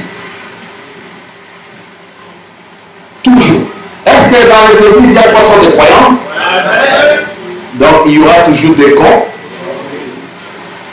Il y a toujours conflit. Écoutez, lorsque Judas et Jésus se sont rencontrés, il y a eu conflit. Mais si vous regardez, est-ce qu'il y a un jour où Jésus et Judas se sont chamaillés? Est-ce qu'il y a un jour où ils se sont bagarrés? Ah, mais il y a eu conflit. Le conflit peut être là même si vous ne vous chamaillez pas. Nous ne parlons pas de se chamailler. Nous ne parlons pas de se battre. Mais il y a conflit dans le fond.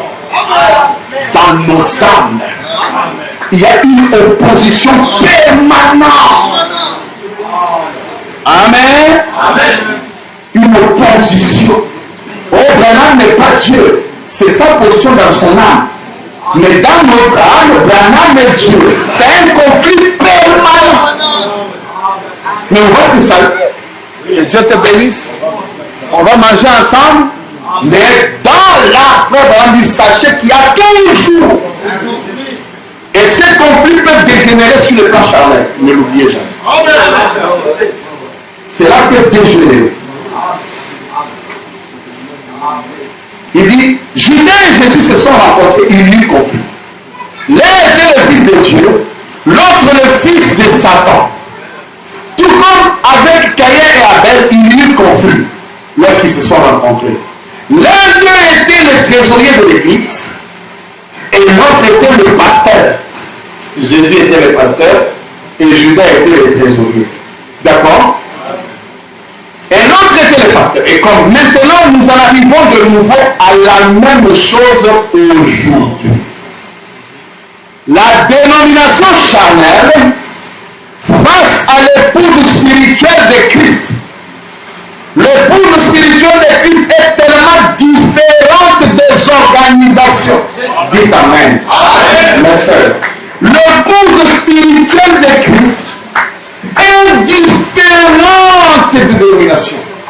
Quelle vie nous allons mener? Permettez que je sois aussi évangélique en enseignant. Quelle vie! Quelle vie! Frère Branham, lorsque Dieu a dit quitter le milieu d'eux, il a pris les Hébreux, il les a ôtés de l'Égypte, il leur a donné un ordre. Il dit, ne prenez pas nos habitudes. Ne vous comportez pas comme eux.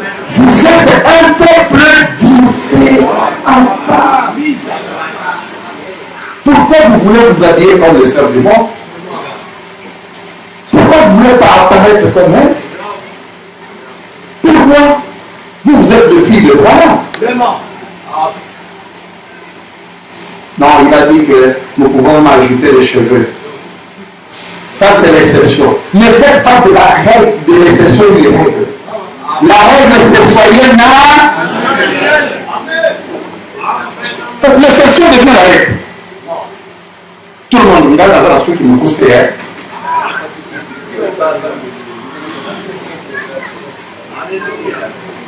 Mes soeurs, soyez des filles de Branham. Surtout les jeunes filles. Je ne sais pas qu'est-ce qui vous arrive. Vous pensez que je ne vous vois pas? Je vous vois toujours. Chaque jour ici, je vous regarde. Il y a des gens ici qui vont monter avec l'épée. Nous, comment? On va couper ça avec la parole, n'est-ce pas?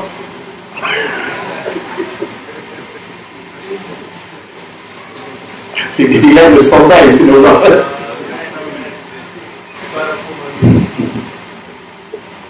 Il dit que nous sommes différents. Aucune comparaison possible entre eux. Oh, j'aimais voir. J'ai toujours apprécié nos sœurs de Shekinah. Elles ont gardé la position. Que Dieu les bénisse pour ça. Et voyez comment elles brillent, comment elles sont belles. Naturelles, des cheveux naturels. Vous, tellement que vous ajoutez que vos cheveux se coupent. C'est cool. Malgré les ajouts là, vous devenez l'homme de vieille. Mais regardez ce soir.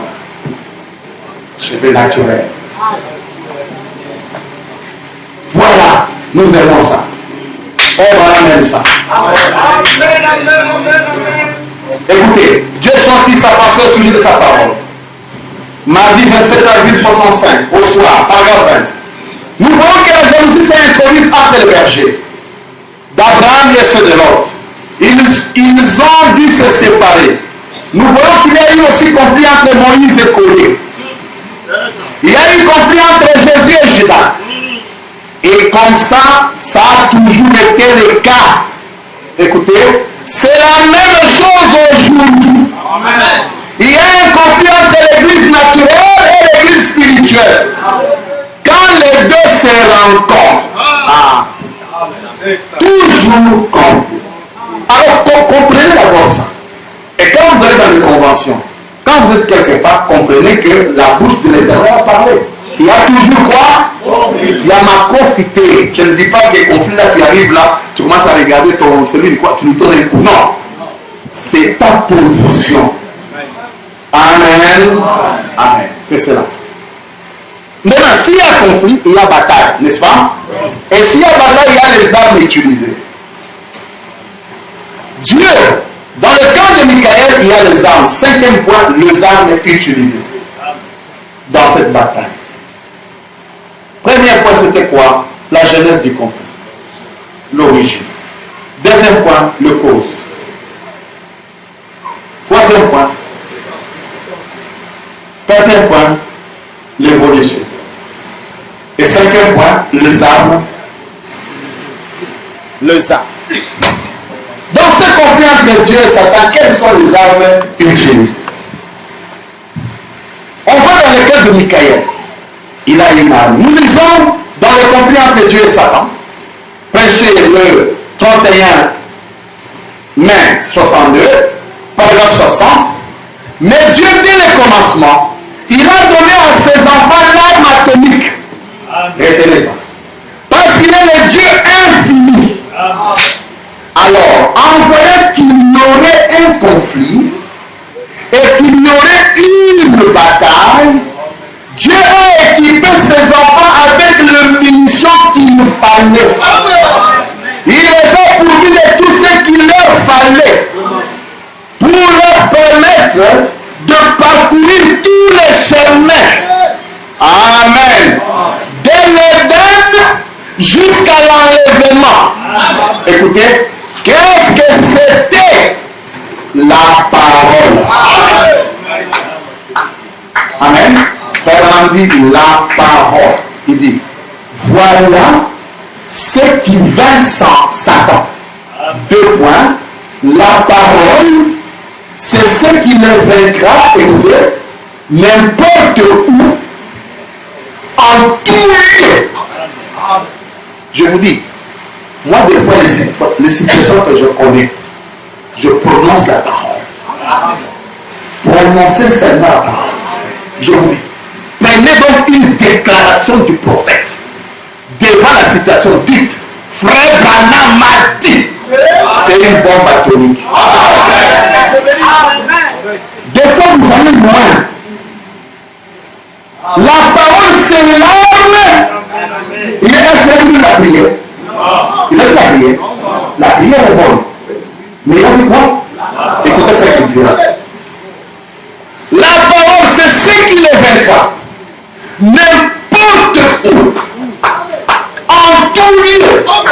Il dit maintenant, pourquoi voulons-nous y substituer autre chose? L'arme que Dieu a donnée à Adam, c'était la parole. L'arme que Dieu nous donne aujourd'hui, c'est la parole. Et cette parole dit quoi? Frère Branham a dit. C'est une bombe.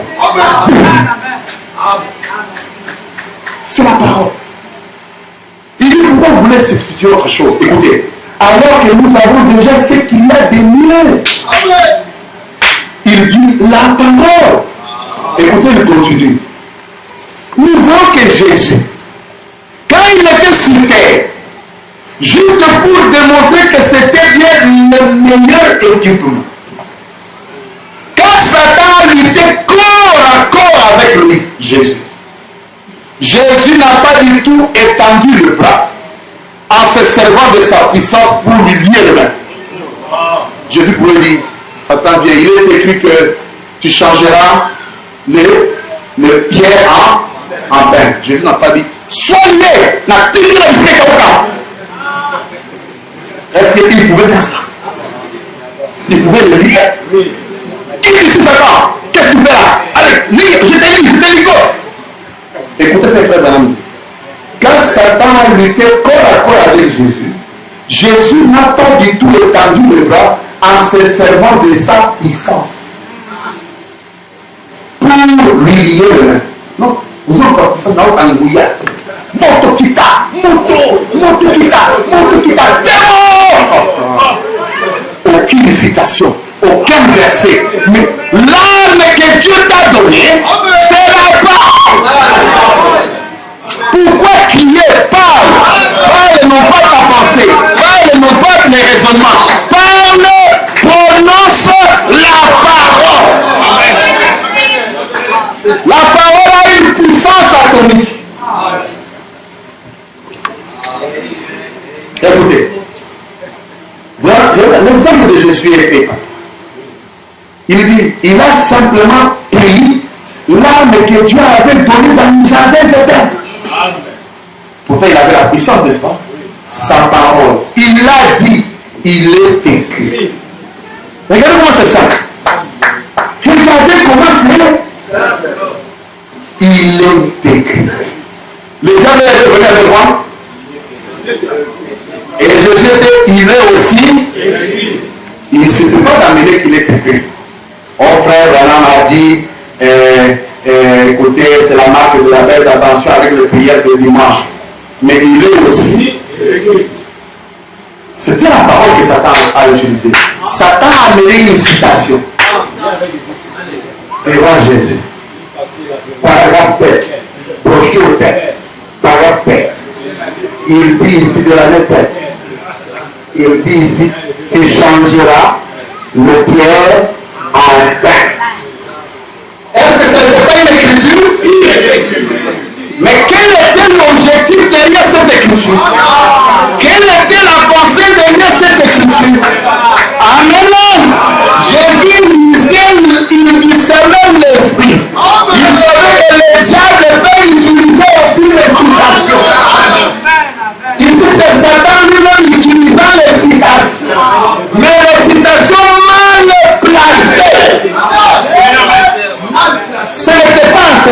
qui devait changer le cœur en paix. Ce n'était pas dans le contexte. Écoutez l'arme offensive de Jésus. Il est écrit, mais il est aussi écrit. Amen. Si tu ne sais pas beaucoup te battre, quelqu'un dit à mes frères, madame m'a dit, il a aussi dit. Amen. Voilà, laissez-le maintenant. Parce qu'il faut maintenant un enseignement pour faire le bon.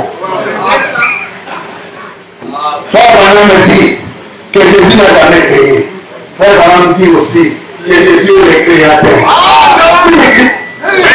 Maintenant.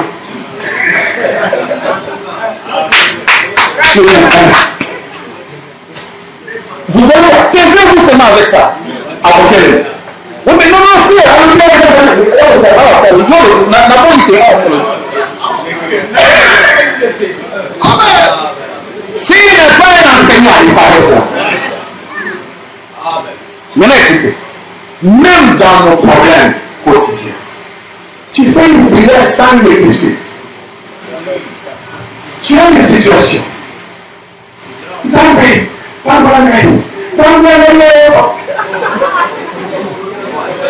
C'est écrit. Ce que tu dis là, c'est écrit. Dis qu'il est écrit. Avec le problème de foi. Écoutez, l'âme c'est la parole. Dans votre prière, ayez toujours une citation. Faites un effort d'avoir toujours une citation. C'est ça là. Prononcer une citation. Voilà pourquoi on est débloqué l'hymne national. On va bloquer une citation. Ça est. Vous vous tenez dans la prière, vous prenez une citation telle que Frère Branham l'a dit. Frère Branham a dit, tant. Le témoin qui est là, il va reconnaître la voix du roi. Il va lâcher prise. L'âme, ce n'est ni la prière, ce n'est ni la puissance, c'est la parole. C'est l'âme que Dieu a donné au camp de Michael.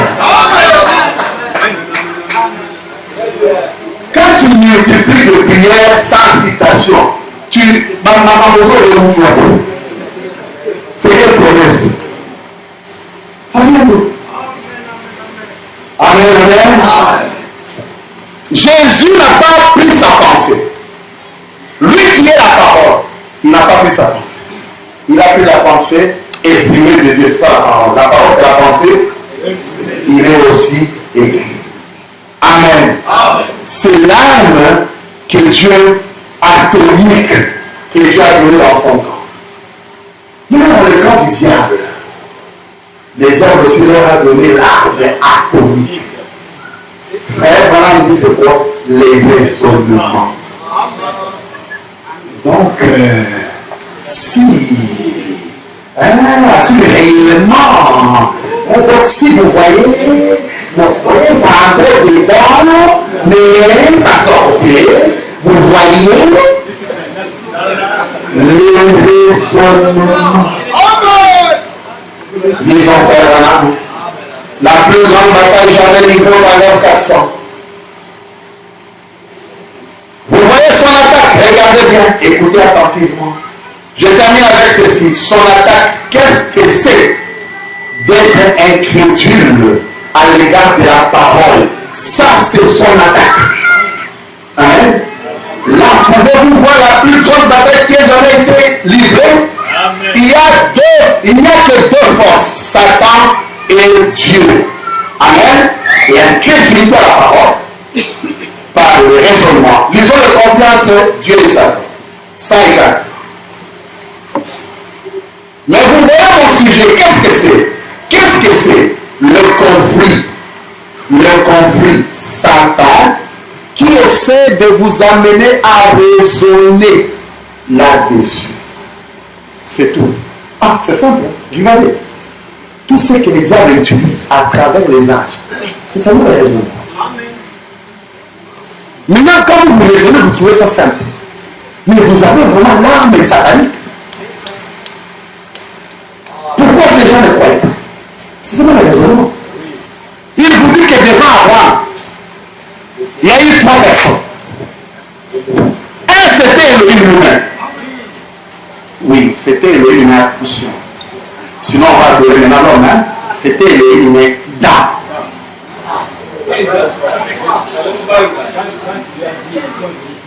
Frère Branham dit, Abraham adora l'homme qui était là. Il n'a pas adoré l'invisible. Dès qu'il a vu cet homme a discerné les pensées, Abraham est tombé, il a adoré. Toi, tu vas raisonner quoi? Dès que je vois quelqu'un venir tourner le dos à la salle, je tombe et je l'adore. Maintenant, toi, tu viendras, non, attention. Vous voyez?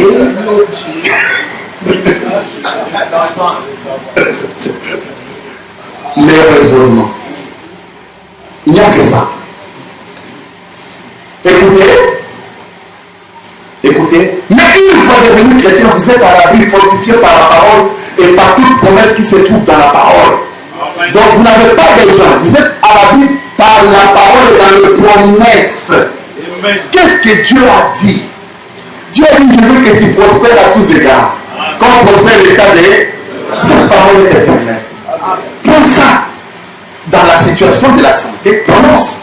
Frère Branham, ici, vous êtes malade, dites que frère Branham, je suis malade. Et oubliez ça. Ce sont des paroles qui sont des armes atomiques, mes frères. Parce que la Bible dit tout passera, mais les paroles ne passeront jamais. Amen. Mais de l'autre côté, il y a les raisonnements. N'oubliez jamais. Nous sommes au paragraphe 196, toujours confiés à vous ça. Maintenant, je veux que vous remarquiez. Nous avons vu deux fois où la parole était entrée en conflit avec les raisonnements. La parole entrait en conflit avec quoi? Et maintenant, c'est de nouveau le cas. Les raisonnements contre la parole. Maintenant, écoutez, frère Gana, il parle. Ouvrez maintenant les oreilles. Maintenant, c'est à vous de choisir. Vous allez choisir la parole ou le raisonnement. Ah, il dit c'est à vous. Même quand je parle de cheveux, c'est à vous de choisir. Les raisonnements peuvent venir. Mais c'est ceux qui ont opéré. Est-ce que vous tout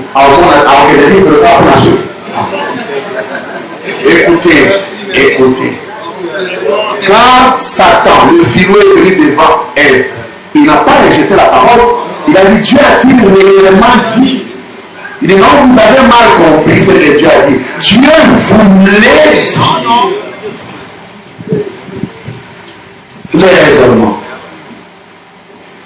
Amen, amen, amen.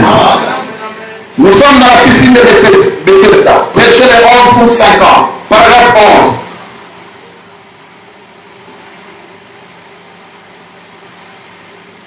Nous sommes, Dieu ne détruit rien. L'homme s'est détruit par la sagesse du monde. Le premier conflit qui soit jamais survenu sur la terre était du fait que quelqu'un cherchait la sagesse du monde plutôt que la simple foi en Dieu.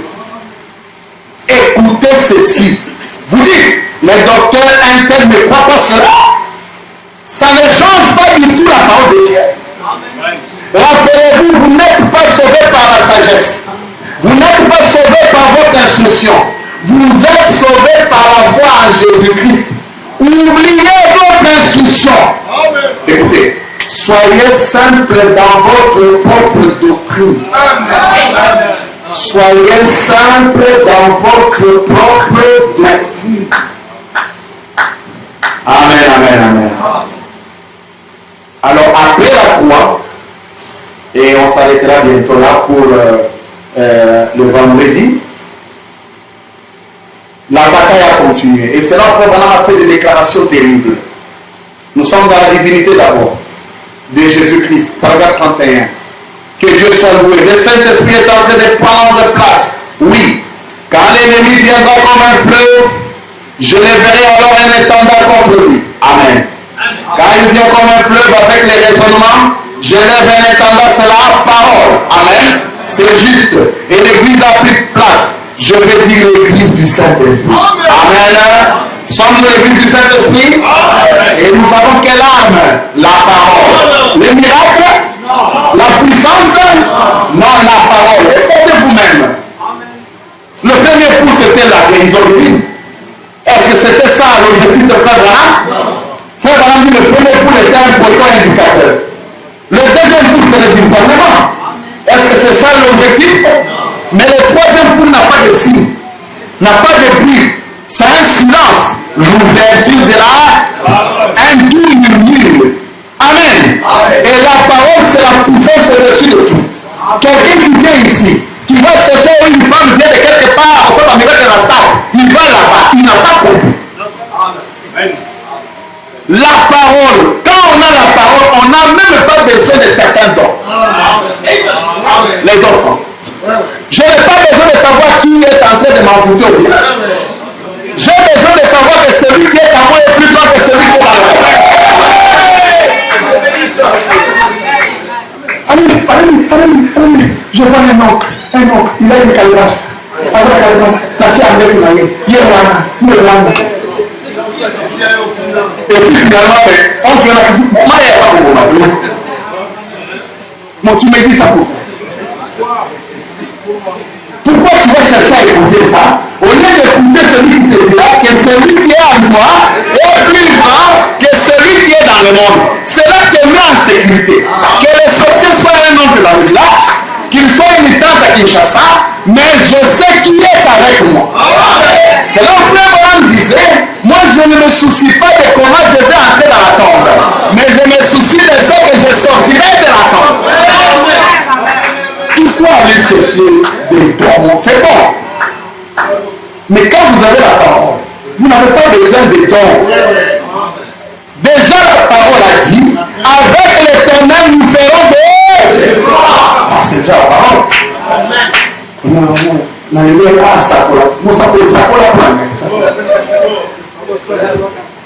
Là, il va faire ton sambéla. Ton sambéla. Colonamiso. Et puis il termine. Naza komona osili wolo na maboko ya wasi. Na moni su wolo uso. Et ça te fait plaisir de chimer pas. Et tu sors là, tu vois que la vie continue comme toujours. Ngaba muna déjà na nasimba wolo. Mais le musa wolo ça. Pourquoi tu viens entendre ça? Et Bamouna qui passe dans la les amis, t'as moi c'est la biche moko. Bambaka la yoko la biche. En tout cas, pour faire dans un solo, à mon yé péta, t'as moi c'est la biche. Mais là, ça fait bon. Vraiment. Oh, tu sais, ça fait bon. Mais, faut vraiment dire, tenez-vous tranquille et sachez que je suis Dieu. Amen. C'est ça notre assurance. On n'a pas besoin de ces choses-là. C'est bon pour eux. Oui, c'est bon pour eux. C'est ça. Nous, c'est la parole. Le troisième poule qui est l'ouverture de la parole. Et c'est ça l'âme. Est-ce qu'on a dit l'âme atonique, c'est la guérison divine? L'âme atonique, c'est le discernement. L'âme atonique, c'est la parole.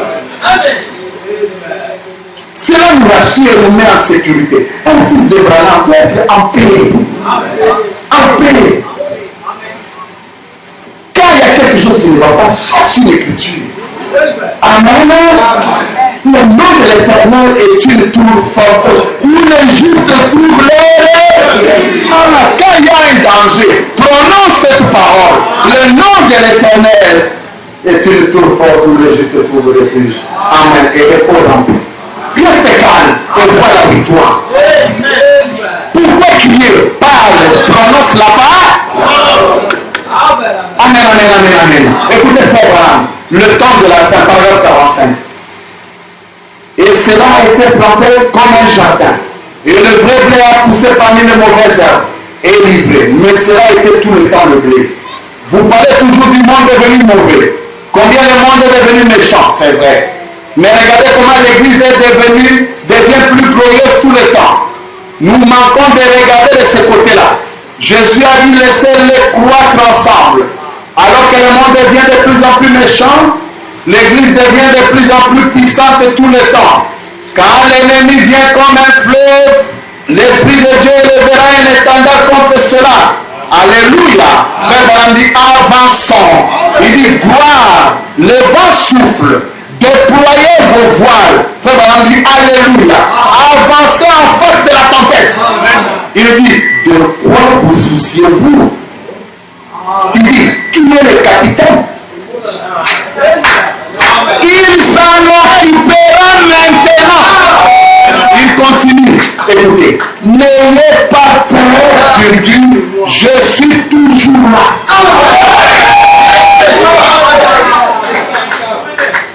N'ayez pas peur, c'est un pronom, je suis toujours là. Il dit, je serai de l'autre côté, veillant sur la marche de l'épouse. Alors on a peur de quoi? Frère Branham dit, tant que Dieu n'aura pas fini avec toi, Satan ne pourra jamais t'ôter la vie. N'allez même pas chercher une doctrine à lire. Si quelqu'un part, si je pars, c'est Dieu là. Dieu ne peut jamais, jamais laisser quelqu'un partir s'il n'a pas fini avec lui. S'il laisse finir, oh, il y a bien la c'est vrai, c'est Dieu qui l'a perdu. Mais c'est comme ça. C'est toujours par le moyen de quelqu'un. Dieu dit, ah, il est fort aimé. Et qui peut le pas d'amener? Ah, même sorcier qui n'a pas, je laisse ce sorcier là-bas. Voilà. Donc, c'est vrai, mais c'est Dieu qui a perdu. C'est Dieu qui a perdu. Tant que Dieu n'aura pas terminé avec vous, on peut monter. Frère, Dieu n'avait pas fini avec lui. Il prend un revolver, il met sur sa tête, il appuie la gâchette, tac, viens, tac, viens, tac. Il jette sa sorte, il quitte là, il monte là où il y a la ligne haute tension. Il monte là, il enlève ses gants. Il veut tenir les câbles. Il se retrouve, il ne sait pas comment sur la terre en train de pleurer. Et Dieu le ravit. Il entre dans l'autre dimension. Il voit une fille qui a 18 ans. Qu'il appelle papa. C'est que ça. Toi tu m'appelles papa alors que nous avons le même âge. Tu ne me reconnais pas? Mais moi je suis ta charonne. Oh, c'est toi. Oh ma fille. Mais tu as grandi ici. Il n'y a pas de vieux. Il n'y a pas de bébé. Nous sommes tous pareils. Nous, maman, il est dans notre maison. Mais les Branham n'ont jamais eu de maison. Mais ici, nous en avons une. Elle ne sera jamais arrachée.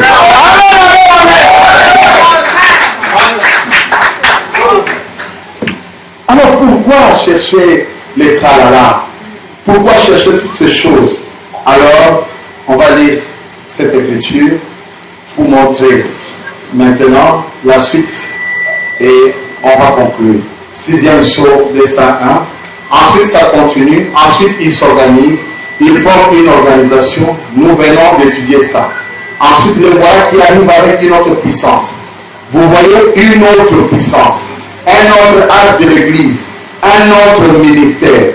Alors, à ce moment-là, voilà Dieu qui arrive avec son ministère à lui. Quand l'Antichrist arrive avec les siens, vous voyez, anti, ça veut dire contre. Il marche de front. Amen.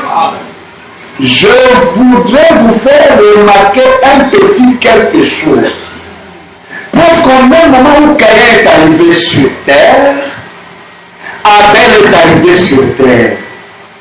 Je voudrais vous faire remarquer, presque au même moment où Christ est arrivé sur terre, Judas est arrivé sur terre. À peu près au même moment où Christ a quitté la terre, Judas a quitté la terre. Presque au même moment où le Saint-Esprit est descendu, l'Esprit Antichrist est descendu. Presque au même moment où le Saint-Esprit est en train de se révéler ici. Dans les derniers jours, l'Antichrist est aussi en train de se montrer sous son vrai jour. Il se montre dans sa politique et tout. Et presque au même moment où l'Antichrist entre pleinement en scène, pleinement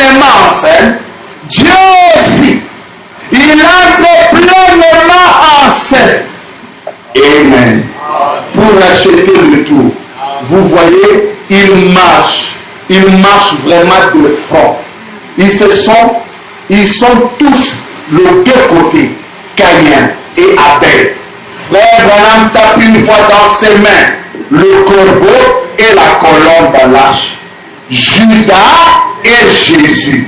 Et simplement tous les noms, vous pouvez les prendre simplement. Il y a eu Moab et Israël, le deux. Amen, amen. Alors, c'est que je voulais continuer ici. Le pharisien, on peut ajouter Judas ici aussi. Hein? D'accord, hein? Les apôtres, les pharisiens. Après, quand Jésus est allé, l'Esprit est venu sous forme de gage. Les saints, ici, c'était l'Esprit qui agit aujourd'hui au milieu de vous. Anti. Très bien. Maintenant, écoutez, la bataille continue. À partir d'ici, ici, l'Antichrist vient sous forme d'un cheval blanc. Nous sommes au premier souffle. C'est bien? Ici, le Saint-Esprit vient sous la forme de la porte du lion. D'accord? L'Antichrist continue. Il quitte le cheval blanc. Il prend quel cheval? Cheval rouge. Dieu vient comme quoi? Comme un veau. La force du sacrifice. L'Antichrist vient comme le cheval noir. Dieu vient quoi? Comme l'intelligence de l'homme. La tête de l'homme. Et comme dernière force pour la bataille d'Armageddon, l'Antichrist vient sous la forme du cheval pâle. Et quand il vient sous la forme du cheval pâle, il prend un nom. Il n'avait pas un nom. On l'appelle la mort. Et la dernière force de Dieu, l'unique et la dernière, la parole de Dieu vient maintenant comme l'aigle. Et l'aigle a un nom nouveau. Et c'est la plénitude de la parole pécheur contre Satan péché. Et le cheval parfait la bête. Nous rentrons en Éden, le serpent, c'est la bête et c'est le pape.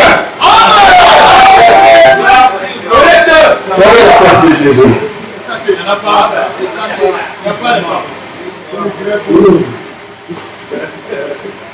Amen, amen, amen. Et c'est là où nous allons toucher le vendredi avec... Quand nous allons maintenant suivre, on ne va pas prêcher les sauts. Parce que je vais cheval pâle, cheval blanc, là je prêche les sauts. Je vais directement toucher le cheval pâle.